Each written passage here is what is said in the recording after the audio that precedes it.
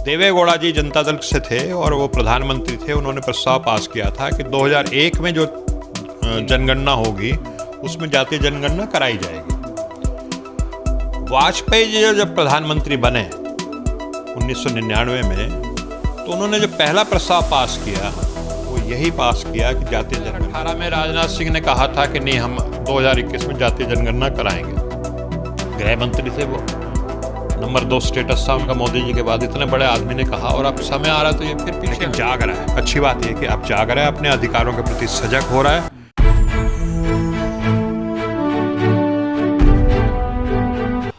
जय भीम, नमस्कार। मैं हूं अशोक दास, आप देख रहे हैं दलित दस्तक।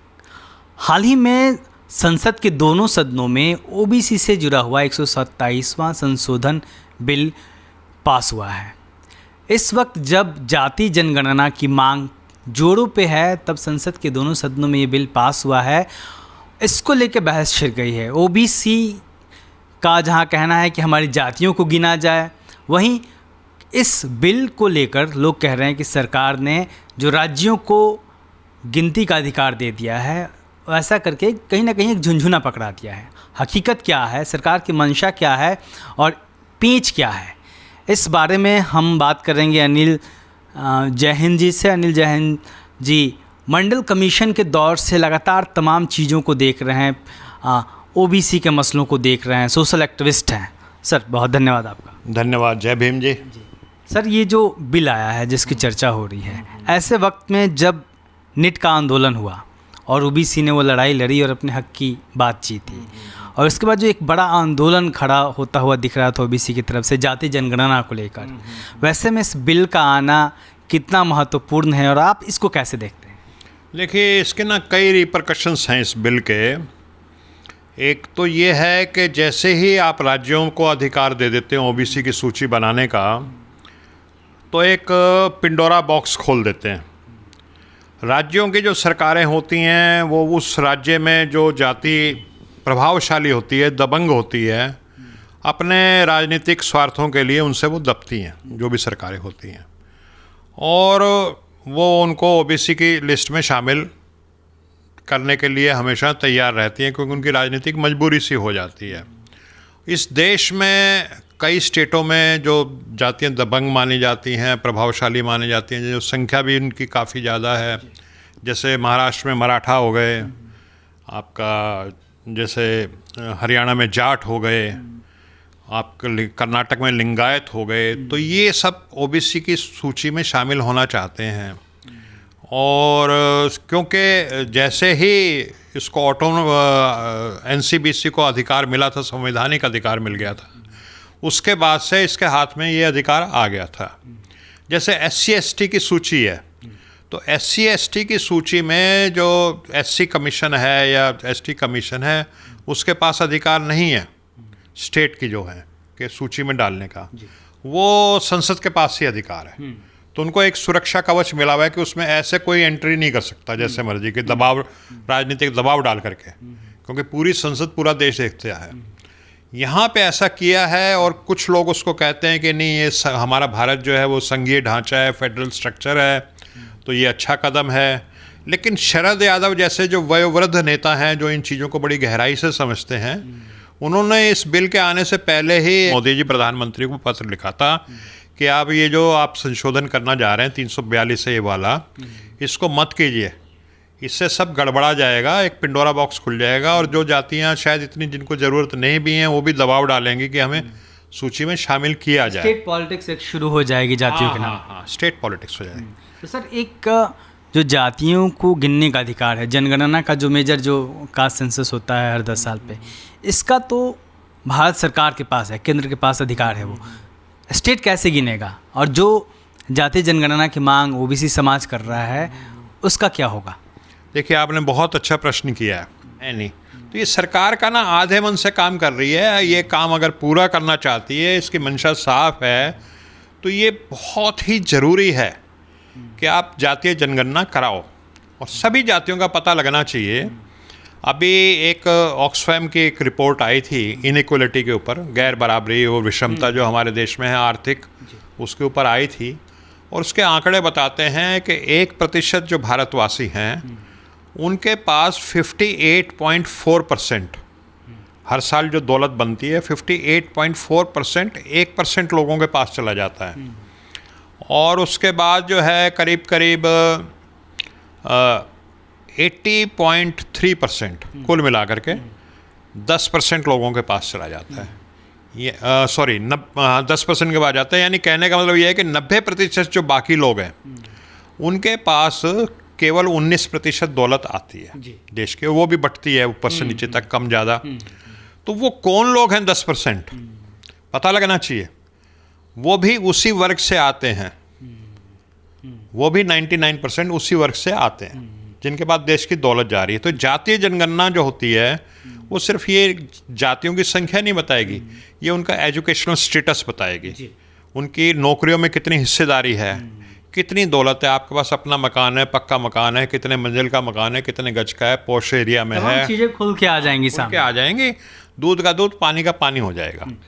और जो सामाजिक न्याय का जो असली जो ऑब्जेक्टिव है वो, जब जैसे वोल्टायर कहते हैं कि भाई गुलाम को इतना बता दो कि वो गुलाम है तो वो अपनी जंजीरें खुद तोड़ लेगा। तो जातीय जनगणना से जो हमारे देश के जो दलित पिछड़े हैं, आदिवासी हैं, जो पसमानदा हैं, उनको इस चीज़ का एहसास हो जाएगा भी तुम्हारे पास क्या है।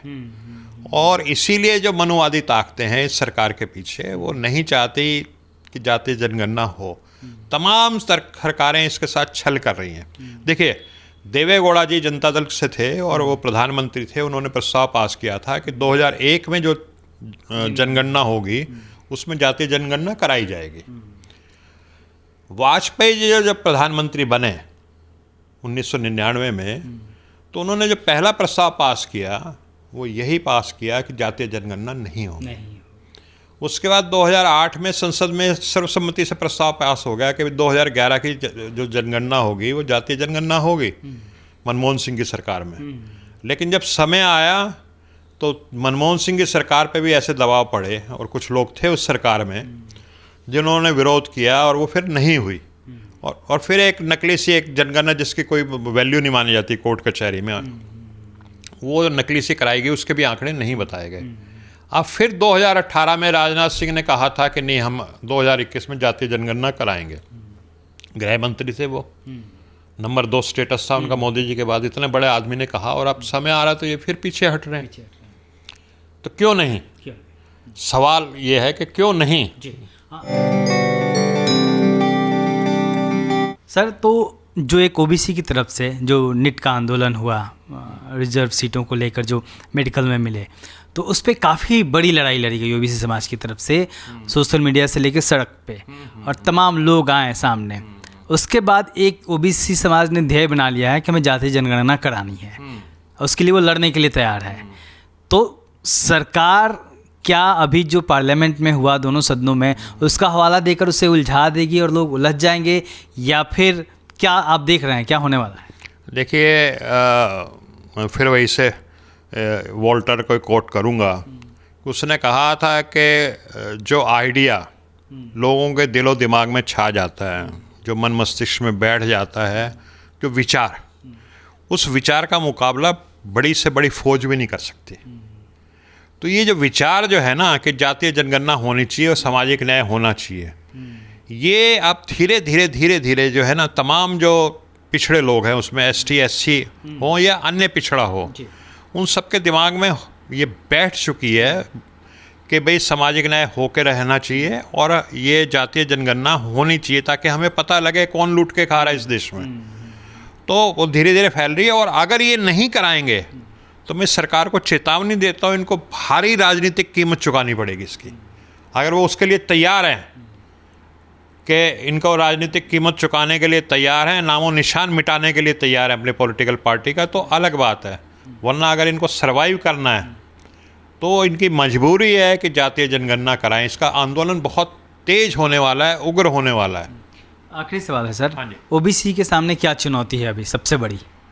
देखिए, ओबीसी के सामने चुनौती क्या है कि ओबीसी एक ऐसा शरीफ तबका है, जैसे गांव में एक होता है, कोई एक शरीफ आदमी होता है, उसका पिता मर गया और वो अब कागज़ अपने बेटे के नाम कर गया, भी ये घर और ये खेत तेरा है। लेकिन उसके ऊपर गुंडे कब्जा कर लेते हैं और वो बेचारा कागज़ लिए कभी तहसीलदार के पास, कभी पटवारी के पास, कभी थानेदार के पास, कभी कोर्ट में, कचहरी में घूमता रहता है। ओबीसी के नाम पे जो अधिकार 1950 26 जनवरी को जो संविधान बाबा साहब की अध्यक्षता में बना और जो उनको अधिकार दिए गए, बड़े दुख की बात यह है कि आज तक भी वो अधिकार उनको मिले नहीं हैं। एडिक्वेट रिप्रेजेंटेशन शिक्षा में, नौकरियों में और जो चीज़ें हैं, जो मंडल कमीशन की 40 अनुशंसाएं हैं, 2 ही उसमें से मिली हैं, वो भी आधी अधूरी सी। तो ओबीसी जो है उसकी हालत बहुत ख़राब है और वो कुछ जिसको कहते हैं जैसे धर्म की अफीम भी चाट रहा है, उसमें मस्त है, slave enjoying his slavery type की उसकी स्थिति है। तो लेकिन जाग रहा है, अच्छी बात यह है कि अब जाग रहा है, अपने अधिकारों के प्रति सजग हो रहा है और जब जाग जाएगा तो वो इतनी बड़ी ताकत है कि फिर कोई भी सरकार हो वो उनसे उनके अधिकार को नहीं, हम कुछ नहीं मांग रहे। जो 26 जनवरी 1950 में संविधान में लिखा हुआ है, हम तो उसको आज मांग रहे हैं। कितने साल, 71 साल बीत गए। अगर वो 1950 में मिल गया होता तो हमारी 4 पीढ़ियों को फ़ायदा हो गया होता। ठीक है, तो लेकिन चलिए, देर आए दुरुस्त है, लोग जाग रहे हैं। जी, तो लोग जाग रहे हैं और लड़ाई जो है वो आर पार की है। देखना है कि जातीय जनगणना के मामले पे जो ओबीसी ने लड़ाई छेड़ी है कि हमें जातीय जनगणना करानी है, उस पर सरकारों का क्या रुख होता है और अगर सरकारें नहीं कराती है तो ओबीसी अपना फैसला किस तरह सुनाता है। सिद्धार्थ गौतम के साथ मैं अशोक दास, दलित दस्तक।